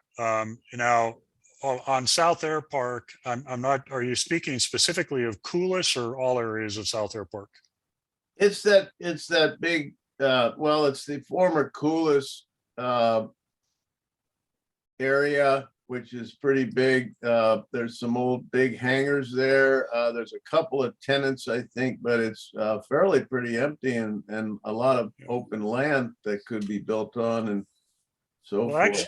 Actually, I believe we have leased out every one of the remaining significant buildings over there, leased out and or sold and entered into land leases on the property the building is on, with the exception of the large 1950s era hangar on the very north side, along the runway. That building is most likely going to have to come down to enable an east-west parallel east-west parallel taxiway to be built there. Due to FAA standards, that thing's way higher than it can be relative to the east-west runways. So there's no way to get aircraft to and from that facility. So that's likely to be coming down in the next few years. But all the other buildings there are under leases. We've got Linden Air Cargo has one of the hangars. Can't remember who has the other hangar, but the old mess hall is under lease by Signature Flight Support. John, I'm sorry. It looks like Megan's also off mute. I didn't know if she had anything to add. Okay, that's pretty much all I got. Standing by. Okay, thanks. All right, thank you, John. One really last quick question. Amazon is not Jonathan, actually, I'm sorry. There's a couple more folks in the queue, so if you could maybe follow up offline. No problem, Anna. Thanks. Yeah, thank you. So Niall, could you go with your question, and then we'll wrap up in a couple minutes. Sure thing. Thank you. Through the president to the members from the Anchorage Airport. This is of particular importance to me. We just got around $650 million for the state with the infrastructure plan. So I'd just like to first say that any development that we're going to do or contracts that we're going to award, I'd like for them to be public for that negotiating process to be public, for the bidding process to be public, and I feel like my fellow members would as well. Secondly, why are we limiting it to FedEx for expansion? There are other vendors that could provide this same service, such as UPS, DHL, maybe even Amazon, or possibly another private or tribal carrier that's yet to be created. So the fact that we're limiting that strictly to FedEx is a problem. I'd like that to be more open. And I had a question for members of the airport. How many foreign governments hold land at Ted Stevens Anchorage International Airport? And how many people who are not United States citizens hold land or airport privileges at Ted Stevens Anchorage International Airport? How much of a threat are we under currently with infiltration of radical terrorists from other countries? Thank you. To answer the last question, that's way beyond my area of knowledge or expertise. I don't know of any foreign countries that have holdings on airport. I believe there are some foreign corporations, particularly cargo carriers, that have financial interests in airport property through leases. But you know, I'm not an expert in that. I'm not clear on.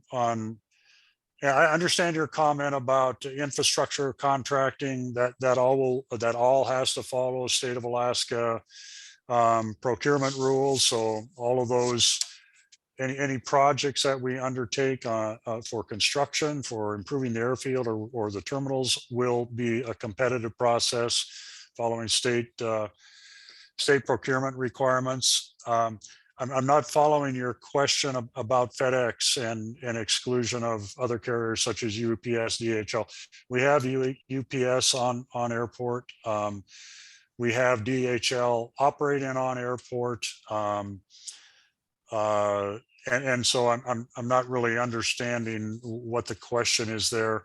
The land that UPS is that has been public notice to lease to FedEx was public notice for the purpose of competition, and nobody stepped up to compete for the rights to lease that property.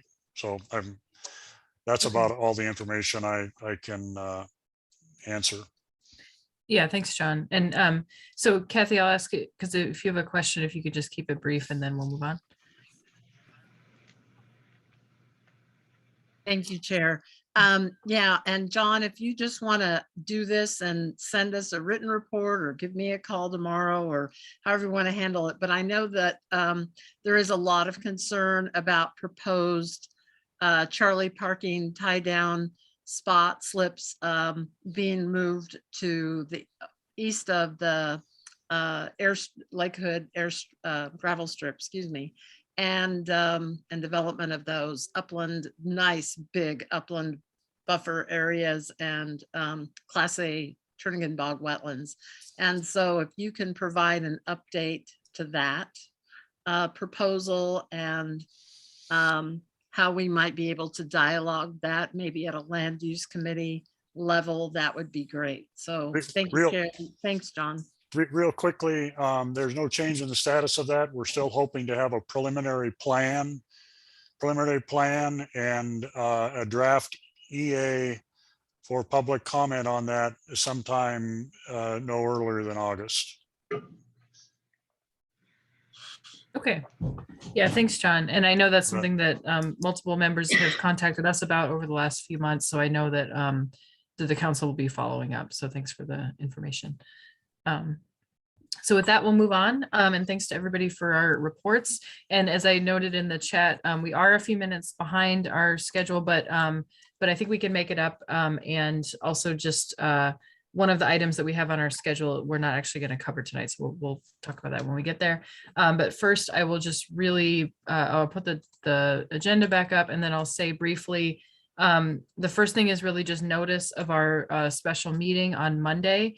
So, you know, pretty soon after this one, we weren't able to schedule it for our regular meeting time and wanted to give time. So for those who aren't familiar, on the Assembly's February 15th agenda, and I believe it was introduced earlier, but none of us were aware of it. There's a proposed disposal of land along basically the southern side of Northern Lights Boulevard, West Northern Lights, between the railroad tracks and where it ends at Turnagain Street, so across the street from Rustic Goat. And there was a so it was on the agenda. Kathy and I both, testified on behalf of the council, basically asking for more information, expressing some initial concerns about that that proposal, and just not having information, and especially knowing the history of the Rustic Goat development, that folks who live around that property in particular are going to have questions. And then I know Kathy has also done additional research on the intended use of that land when the West Northern Lights was expanded. So essentially, again, we're not going to get into discussion today, but just to share, that's kind of what's happened so far. And then we did ask at the Assembly meeting, and the Assembly voted to postpone it until their March 15th meeting. So that's also why we have, why the timeline is what it is, because we committed to having a meeting to discuss it. So that's what we're doing on Monday. And then I'll just throw on the screen really quick. There was an article in the ADN, I'll put this link in the chat as well, but this kind of covers, obviously not the whole story, but gives an update on where things are at right now, and the commentary there. So all of that is just to say that is the only topic on our meeting, on our special meeting on Monday. It will also be held on Zoom. We sent out a save the date. We'll make sure to send a reminder and agenda before Monday. And then that is our only topic that evening. So that's where we're going to cover it. And then we can talk about whatever information or whatever action the council wants to take. So with that, I'll leave it there and encourage folks to come on Monday, and especially tell people if they're interested. We will also record the meeting and make that available afterwards. So for our next item, we actually have 3 action items. And I'll just note the airport communications plan that we have listed last. That one we're actually going to postpone. I forgot to say that during our initial agenda piece. So the deadline for that is in March, and so it's before our April meeting. But with everything else going on, we didn't have a chance to get those comments ready for agenda or for approval by the council tonight. So what we're going to do is send them through the board. We anticipate sending the same things that we have sent in the past to the communications plan. So we'll bring that back in April. And if you have any questions, please feel free to reach out to the board. So then I'll go back to our 2 action items that we actually do have this evening. And we'll start with reapportionment, and then we'll talk about approval of some signage for Lannery Park. So for the reapportionment process, Austin and Cameron gave an overview of what that looks like already in the process. And there was as they said, there's a draft map that was adopted on Tuesday as the working draft, but it is not, the process is not complete. And there is going to be, it'll be on the agenda for the March 15th Assembly meeting. But what we were bringing to you guys today is essentially ratification of our comments that we gave on behalf of the board, which includes some more information about the reapportionment piece. And then also, sorry, I need to open those files. Then there is also a draft resolution for consideration that essentially makes those the same comments more formal. And so let me pull that up very briefly, but essentially, and I know John Isaacs had raised this this question already. Essentially, the issue is, and as others have said too, that District 1 needs to be larger so that it is the same size as the other districts. And so what that means in practicality is that all of the other districts need to shift in some way to accommodate that resizing. So that's been a lot of the discussion. And I'm sorry, I'm just trying to find, oh, it's a big resolution, I believe.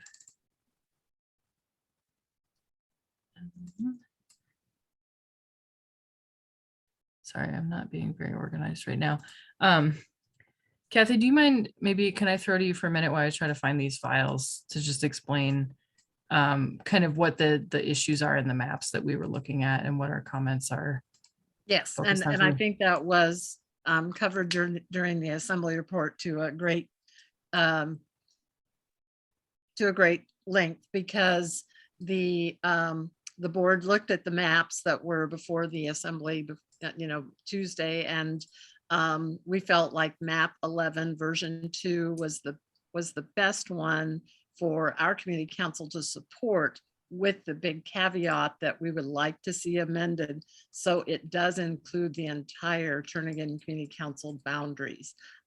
As was discussed earlier, it does cut off some of northeast Turnagain, and it doesn't mean that we're going to lose that out of our boundaries. It just means that then representation of those who live in that area and the amenities that are in that area that may have things going on with them, including the school campus, would be under assembly representatives for District 1, and not, which is the downtown district, instead of District 3, which the rest of Turnagain would still be represented. Currently, Austin and Cameron. And I didn't think of this till Dan and I were leaving the library parking lot on Tuesday. So I've got to take the time to say this. I should have said, and isn't it ironic that West High would then be, kicked out of the West Anchorage district and be included in downtown. So may have to consider renaming West High if that happens. And I'm saying that tongue in cheek.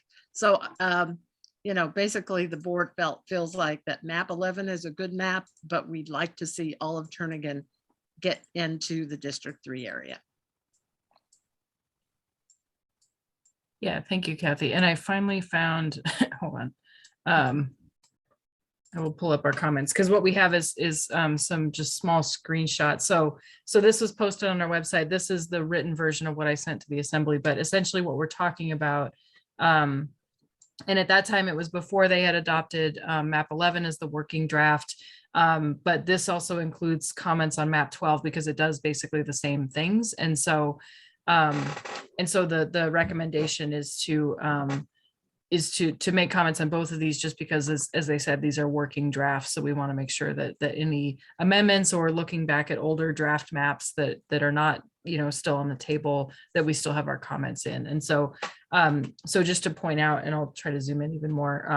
I know you won't be able to read the words, but the two areas that are being discussed, or that we provided comments on, first is the that area that people were asking about. So this is the way it's drawn on the map, and you can see it doesn't conform to a road exactly, but we believe it's the Fish Creek estuary, similar to how our council boundaries, part of it is Fish Creek, where we're on one side and Spenard is on the other side in some cases. So this pink area or salmon colored area would be what would be considered District 1.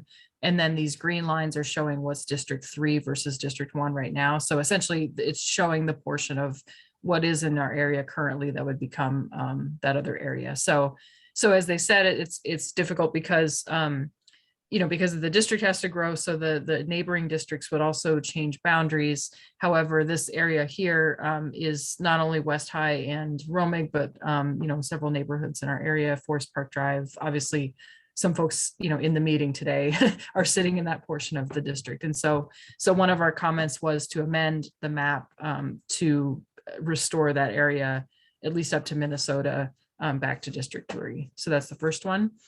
And then the second one, which again was a lower priority in terms of Turnagain specific interest, but we were just commenting on behalf of West Anchorage that both maps 11 and 12 would shift our district further south, so into areas that are, you can see Bayshore, Southport, Clatt, like areas that we typically think of as South Anchorage, and of course nothing wrong with those neighborhoods, but feeling like that was a little bit further away in terms of interests, where folks shop, where they recreate, and how they identify, as well as some of the issues like planning or we know a lot of the folks down there maybe are on wells. Certainly there's some folks in our area who are still on wells, but it's just a different different set of concerns. And so this comment letter basically says if it's possible that we would ask the assembly to definitely include this area back in District 3. And then to the extent possible, consider not drawing the lines too far south, because there is some distinction between those areas. And then I'll just point out briefly, there was another map 12 that was submitted that is not, like I said, it hasn't been moved forward for consideration, but it essentially would have taken all, basically everything north of Northern Lights up to Earthquake Park and put that in District 1, so all of North Turnigan. And then it also would have expanded further south, like I said, our District 3 lines. So again, this map is not active under consideration. However, we did write it up in the draft or the comments that were already submitted and the draft resolution. So with that, I'll pause because I see a couple hands raised. Well, and if I could just jump in real quick, is something I didn't provide in my testimony, and you didn't make that clear connection, but we know that the districts each have to have the same amount of population. So if we can add that northeast portion of Turnigan back into District 3, then that could be compensated by less population in that south end that's being added to District 3, so that there's still a balance in amount of population in District 3. That's where you could make that up and compensate for the addition on the north end and deletion of some of that on the south end. So just wanted to point that out as well. Thanks. Yeah, thanks, Kathy. And just to say too, we didn't go through the exercise of trying to redraw the boundaries or anything. We were just really communicating our general intent. And so then I'll turn it to Dan, if you have a question. I just wanted to point out that it was actually the S1 version of the ordinance that was adopted, that was adopted by the Assembly of the, so it should be AO 2022-31 S-1 version of the and the other, the S, and the S2, and were what was it called? They were postponed not laid on indefinitely. the table. Postponed indefinitely. Thank you, Cameron. And Yep. so, yeah, they are no longer to be considered. So that I just wanted to point that out, that needs to be changed. Also, since we are taking area away from District 1, that somewhere else that they have to add more population to District 1, if we add it back to District 3, and you also have, and then you'd have to take some area away from District 3 to balance things out. So that's another point that you have to make, is that you'll have to add more population into District 1 if we change district, if we take that District 1 and add it to District 3. Yeah, thanks, Dan. And yeah, like I said, we weren't trying to do that math, but really just to try to communicate our priorities. And so that's what we're looking at right now. So I wanted to move on to Dave and Terry. Where you have your hand raised? Yeah, I just wanted to kind of correlate with you on trying to keep the boundaries within the community councils, because I do think that is important, to try to keep the boundaries congruent with them. I live in South Anchorage, and I'm in that area that is basically going to be part of now District 3. And I'm also the vice president of the Bayshore Clack Community Council. And that line will split Bayshore Clack Community Council to where we will have 4 representatives. And I just think that it's just would be way better to keep the lines the same as the community councils. And then by moving what you suggest on the north end of the District 3 and subtracting that out of the area that they went into District 6, I don't know what the population is. I don't know how to operate the map to see what that would work, but that would be my suggestion, as far as much as we can as possible. that's about it. Okay. Yeah, thank you. And I had neglected to mention that, but that was another comment we made was it seems more efficient for everybody, including the assembly members and us council members, to try to keep those council lines since that is an important part of our city. So thank you. And that was included in our comments. Stephanie, you had a comment or question? Yeah, I'm just looking at the time and our agenda, and I will make a motion to extend the meeting until 9:15. Okay. Yeah, and can I get a second? Second, And any objection? Dan Gleason. Okay, thanks, Dan. Okay, not hearing any objection. Okay, so let's move along. Yeah, it's definitely been a busy meeting. So what we have now is, and I don't know if we want to do these separately or together, because they are related, is we need to, we're asking the council to vote to ratify or approve retroactively our comments that we submitted on Tuesday, and then also to approve this resolution, this draft resolution that's proposed that essentially says the same thing, and talks about kind of the key areas of it, and then includes those same comments. So we'll be submitting those together if they're both approved. I'll move that that TCC adopts or actually this would be ratifies the Turnagain Community Council Board comments to the Assembly on March 1st, 2022, as well as pass the proposed resolution that also reflects those comments given previously. This is Pat. I'll second. Okay, we have a motion and a second. And any discussion or amendments? And let me know if you want me to scroll. And I should say amendments to the resolution. I don't think we would amend the comments necessarily. Waive reading of the resolution. All right, thanks, Dan. Jonathan, did you want to comment? You had. Nope. Okay. And I guess one maybe we can call it a friendly amendment. I know that's not a thing, but just to say we will update this to say AO 2022-37 S1, just to clarify exactly which one we're talking about. Okay. Okay. Any other discussion about this resolution or the comments? Okay.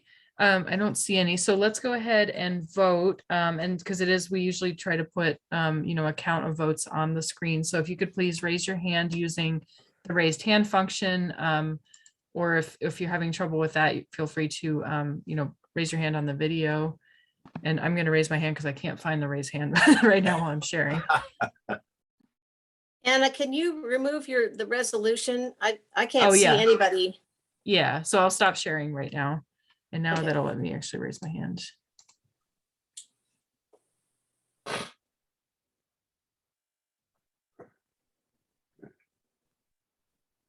Okay, and just a reminder to put that up if you want to vote.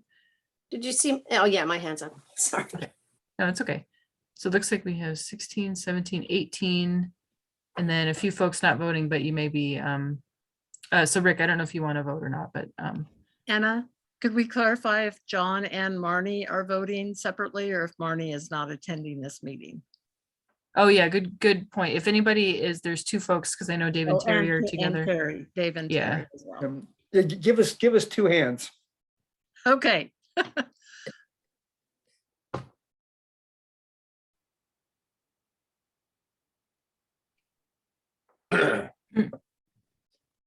Okay, so I see 19 and then counting Marnie is 20, counting Terry is 21.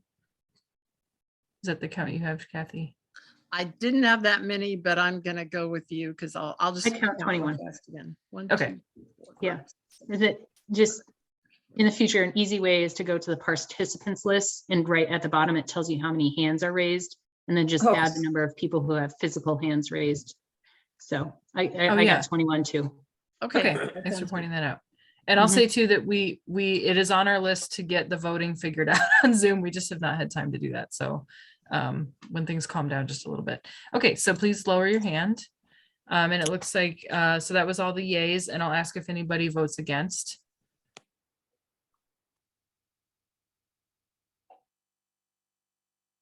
And it looks like folks are just taking their hands down. So Pam and Rosemary, I'm assuming I think you voted for, so not, okay, not intending to vote against. Okay, so I'm seeing no against, and then I'm not hearing any abstentions, but please speak up if you want to abstain. Okay, well then that resolution passes 21-0, so thank you. And we will make sure that that gets to the assembly as soon as possible, along with, I'll resend the comments and just confirm that those were approved. So then our last item, and I apologize for having you having you stick around, but Ryan, but I'm going to go ahead and pull up so we have a resolution, another resolution for consideration, as well as a visual to explain it. So maybe I'll just go ahead and turn it over to Ryan while I look for the documents. Hi, good evening, everybody. I'm Ryan Swalling. I'm an architect with KPB Architects. And I have been working with a community committee, including Kathy Gleason has been helping us, but community members looking to develop the Lineary Baseball Memorial down at the ball fields. If you were here for, I think it's the October meeting, we went over the concept for the design and got that approved. And I'm here today to get the text for our signage and our concept design for the signage presented and approved by TCC tonight. So what this involves, we have 6 signs total that we are proposing within our installation. So the first one is up. It's a welcome sign to Lineary Park and the fields.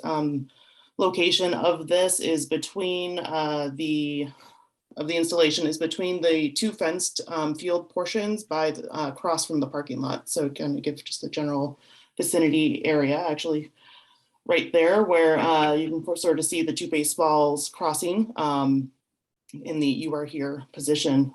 So what the intent is that this is a baseball memorial, but we're starting with "you are here." Here are a lot of the reasons why, if you want to go up to that first slide again, Anna, thank you. Why this park is beloved by the community, list the various attributes that are available for you to enjoy, both on the lower and the upper levels. We want to make this inclusive of the entire Lineary Park. And then towards the bottom of that sign, we have a space where we will thank our donors who are assisting us to get this built, designed and created, and all the approval processes through this, all the planning purposes. The second sign is a history of baseball in Alaska, and we've been working with the committee, with Blythe Marston, and then also with, her name is on here, Katie Ringsmuth, who is a local historian inclusive of the baseball portion. So this is a pretty cool history of baseball all the way back to like 1915 area, started by the mining camps and the salmon canneries. So it goes way back, super interesting, all the way on to, all our little leagues and everything going on now. So it's really cool, and hopefully you'll be able to either get a copy and read it now or take a look once it gets installed. But it has been approved. Katie Ringsmith has reviewed it as well for back check of the historical content. The next sign, which we've sort of seen a little bit here on the thing, is it's a wayfinding sign for the fields right now. If you are going to English West Little League game, you don't necessarily know exactly which field you're going to once you arrive, if you're a visiting team, if you are a new player. So this would be placed and available so somebody can go and be like, oh, I need to go to the Marty Smith field. That's where I go. So it helps with that, but it also includes the whole park to be able to highlight, the garden, all the fields up top, the open play area, the tennis court, the adjacent streets, the parking lot. So just much more inclusive in that regards. Excuse me, Ryan, this is Kathy. If I can jump in, we have to be very careful. The whole complex is called the Marston Fields, and then each actual individual field, they're named after, the diamonds are given those specific names, like the Marty Smith diamond, and will be Correct. given the John Opinski diamond. So just semantically, we want to be careful with that to be accurate. Yes. But thanks. Thank you. Thanks, And Ryan. that the park itself is the Laneri Park is at the top of the hill. The grounds cover all of it, is my understanding, and so there's okay. the Marston Fields at Laneri Park. Yes. Okay. Mhm. So the fields are a component within. Right. Yep. And that's how the master plan looks at it as well. So part of the effort of what we're doing is looking at officially naming the John Opinski Diamond. So that is in the naming process through the city approval processes. And then also the process to get some of the other formalized location names that have been approved by TCC in the past, I believe in late 2019, and getting those put through the approval process as well through the city so we can officially put their names within the park. So Yeah, that is. Sorry, Ryan, I'm going to jump in. And also the Bob Durst diamond has to go through that process. And just as a reminder, TCC passed a resolution in 2019 after we went through the process and approved the resolution supporting the Marty Smith diamond naming, that the other amenities that you see here, as well as the Michelle Byron Memorial Garden and the Hendrickson courts, which are tennis courts up on the upper level, that would all go through one process. So we just kind of do a nice cleanup of everything else that has unofficial names at this point, and we want to make that official through one process that'll come up as Ryan described. Correct. Okay, thanks, Ryan. And then with that, you'll see we're also labeling a T-ball diamond and a cul-de-sac diamond. Those are just placeholder unofficial nomenclature names of what Anchorage West Little League refers to those currently, and could be named in the future through the whole process and come through TCC for that if the community has a suggestion or recommendation for official names to be put to those. Moving on, and then the final three signs it's a memorial for each individual that is being honored in this memorial installation, starting with Bob Durst, and then John Opinski, who passed away last year, and followed by Marty Smith. Individuals from each family have written and started the content for each of these memorial signs, and has gone through the committee, lots of love and heart and everything on those for the content. And then in addition, we are looking to have approved dugout diamond signs put. We're still finalizing exactly where that location might be best for parks maintenance and kind of all the things put together. And then final size, but so each one fairly simple will be simple. What they will not necessarily be white, but they're not going to be bright orange or anything over capturing eye, but we want people to be able to see them and know that they are at the right diamond. So we have one for each diamond listed here included, all following the map.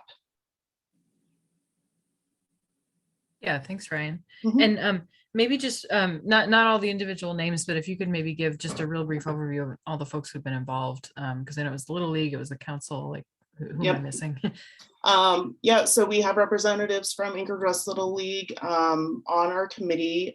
We have, like I said, we have at least one member from each of the families being honored, individuals being honored have been included in this. Blythe Marston has been involved as well, myself from the beginning. And I've said this before, but I grew up on these fields as well, back when they were used for soccer for a time period. And then actually my sister as well, who also grew up in the neighborhood and is good friends with one of the families. So did I miss anybody? Kathy, I've As already well as mentioned. as well as Jernigan Community Council representation, and that's been Pat Redmond and myself. Mhm. Okay. So, Yeah, and we really appreciate all the work that's gone into it. I know there's a lot of people care about this park, so it's great that we're taking the time to get it right. absolutely. And Anna, if I may jump in one more, I'd really, really, really like to thank Ryan. You know, her company is donating all these services, and Ryan has done a yeoman's job of going through, you know, versions and lots of changes and edits and input, and don't think we would have ever been able to pull this together without her. So thank you, Ryan. Well, thank you, Kathy. Yeah, thank you for Appreciate being that. here. I And have one Kat- question. This is Yeah. Kathleen. Go ahead. Is the name of the tennis courts actually officially approved? Did they go through an official process to name the tennis courts the Hendrickson tennis courts? I can answer that. No. And that's what we're trying to do with this next step, and no signage, just so everybody's aware, no signage that says this is the John Opensky Diamond and this is the Michelle Byron Memorial Garden, etc., including this is the Hendrickson Courts. None of the signage will be put up until we have officially gone through that per code naming process. That's just going to be a catch-all of all the amenities, including the Hendrickson Courts, that haven't been officially through that process yet. The only Marston Fields has been grandfathered in, and TCC and the family went through the process to get the Marty Smith Diamond officially named a few years ago. But everything else that you see there that has names on them, that's going to go through one formal process to go ahead and scoop up everything and get that official. Okay. All right. Thank you, Kathy. Okay. And we just have a few minutes left, and I really appreciate folks sticking around. So I think our next step is we have a resolution that essentially describes the process, describes in writing, you know, what we shared, and then is essentially approving the wording on the signage. So not, like we said, not the official naming process, really just the next step in this process. And Niall, I see you have your hand raised. Did you? Oh, okay. So I am looking for a motion and a second, and then a vote on this resolution. This is Pat. I so move. This is Dave, on second. Okay, thank you. So just see if there's any discussion or amendments or anything before we vote. And I know there's already been a lot of work in this too, so so I'm not seeing any. And then I'll just mention too, I know that the wording is going to be approved, and then the committee has done a lot of work just to make sure it's the right wording. So there may be some small adjustments, you know, but the intent is already there. So that's what we're voting on. So then let's go ahead and vote. So again, please raise your hand so we can get a good count. And then of course, if here, I'll stop sharing too, sorry. And then that is really helpful, Stephanie, to point out on the side there. So it looks like we have 16, and then Dave and Terry, maybe you have 2 again. Let's see who else. I know John dropped off. Okay, I see 2. So then it looks like we have 18, if that's right.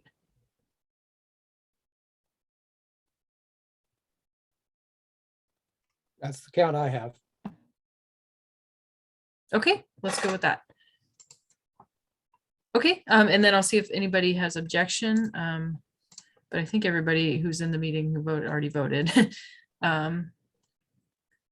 So just I'll assume that these are not actually objections, but please speak up as soon as you can if they're not.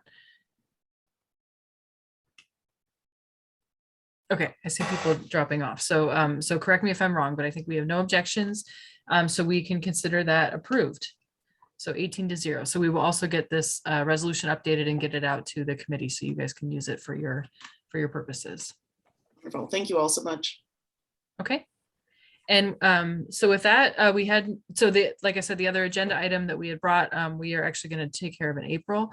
So the only other note was committee reports. We don't have any committee reports, but just a reminder, if you do want to join our standing committee, which is the Land Use License and Permit Review Committee, they will be scheduling a meeting in March now that we have taken care of some of this other business. And so please reach out to, I'll put it in the chat, but tccpresident@yahoo.com is the main email to contact, or you can contact Kathy Gleason and John Isaacs, who are the co-chairs. So with that, I will entertain a motion to adjourn.